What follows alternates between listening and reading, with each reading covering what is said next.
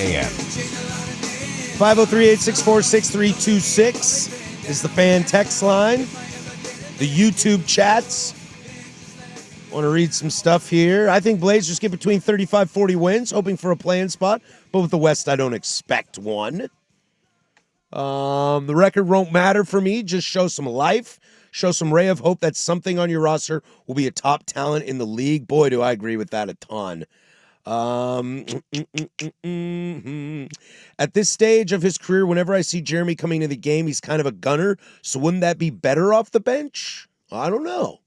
Chauncey said they had 7 starters, so yeah, he's a starter too. I think sometimes we overlook that. I think whatever rotation looks like, because maybe the more interesting thing is who closes. That's the more interesting thing to me. Exactly. We've seen that in the NBA a lot of starting lineups aren't finishing lineups. I wonder if Chauncey, this will be a real big coach thing for him, because that every night finisher could be a different group every single night. It won't be every night, and I wonder if we ever get there in the NBA where dictate what the game is giving you.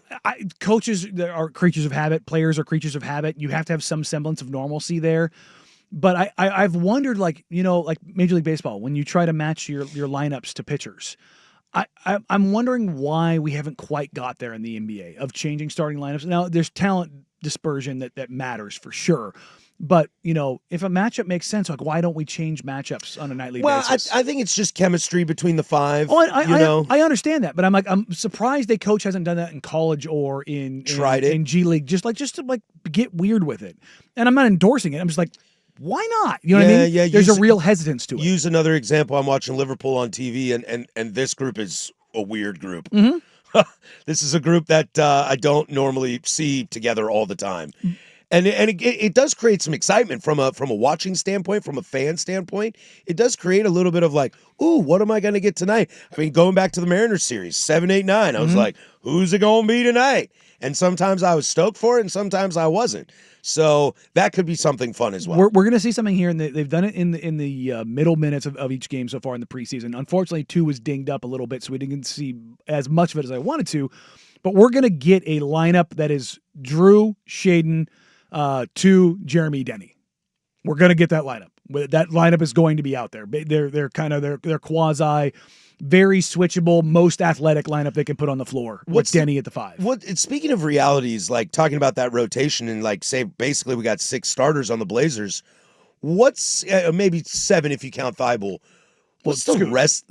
Scoot. Now before Scoots. What's the rest of that bench going to look like? Because that's my biggest concern is the drop off after Matisse Thybulle and Jeremy Grant. Let's call them the bench players, the best players. The drop off after that gets really dicey for me. Well, Caleb Love is not ready to play in this league. No, Young is going to get some minutes to your point, but he's not ready yet. And then Chris, like that's that, and then you're gonna when Rob's healthy, Rob's gonna be there.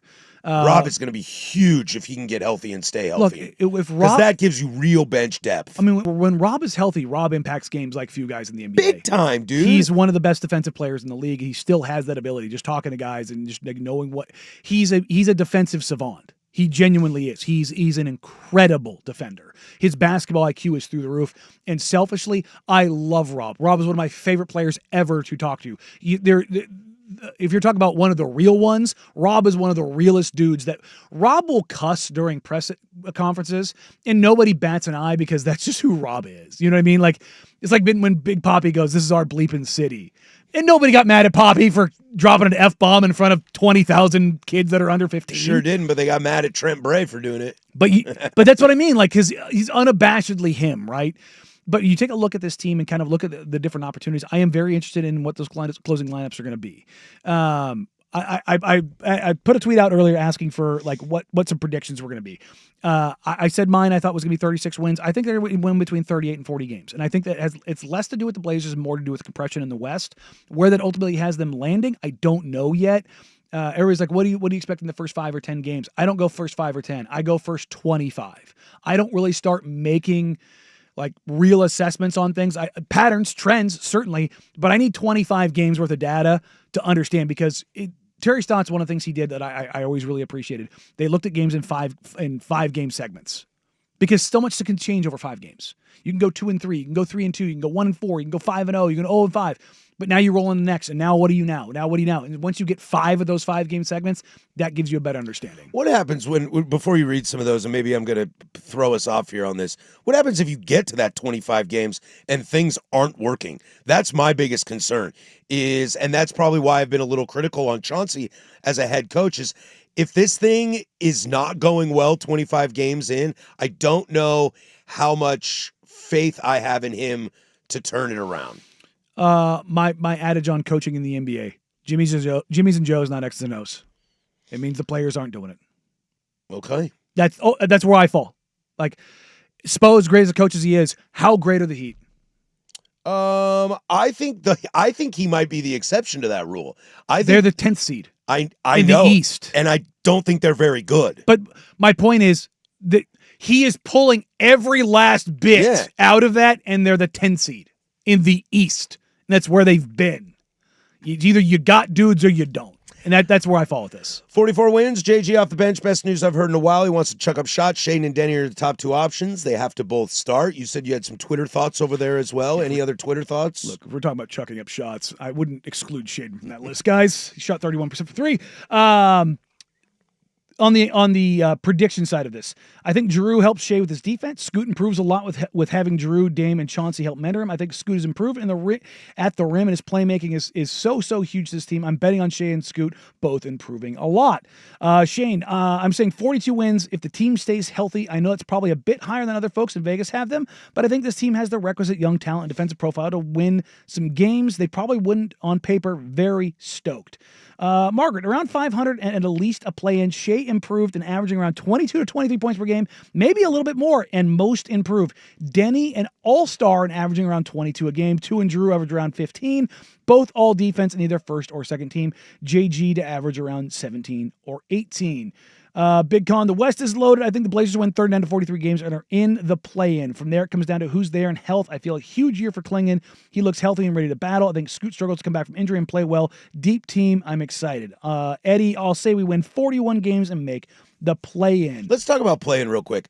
I think the play-in is really interesting. What I will want to see when we get to that area, and obviously we got a long way to go till we get there, is did Portland make the play-in or did the West put Portland in the play-in? You follow? Yes, no. That's kind of context matters. Yeah, because if the Blazers get to the play-in and it's because the bottom of the West is just garbage. Who wants it the least? Yeah, I don't think that doesn't make me feel great about the team going forward. No, I'm 100% there with you. And you've heard the well, I'd say discussion, but arguments I've had with Dirt and Sprague when we're changing over, and like play in. I'm like, it's context. But that's also an aesthetic from to flip it on its head. That's also an aesthetic from the fan point of view. Yeah, no. From what we do right here in media to feel that feels like a pinnacle, a pedestal of an accomplishment. I tell you right now, that is a step in the right direction because it's Chicago better than Bulls what you did fans last year. Don't care about the play-in. Well, the Miami Heat do not care about the play-in. But that's because they've been in the play-in for many years. The Atlanta Hawks do not care. I'd push it against you. If Portland got into the play-in, fans here would be stoked. If they fell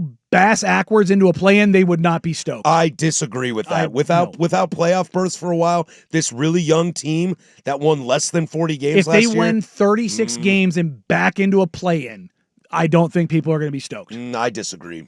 I think there is an aesthetic of that does get you excited, whether you deserve it or not. Dude, Portland Timbers, for example, we've been talking about it all day. They're in a playoff game today. I don't feel great about it. The fan sentiment is egregious. That's because we're used to being in the playoffs. That's where it comes in. That's why Chicago doesn't. They're in the playoffs. Yeah, but it feels like we're not advancing.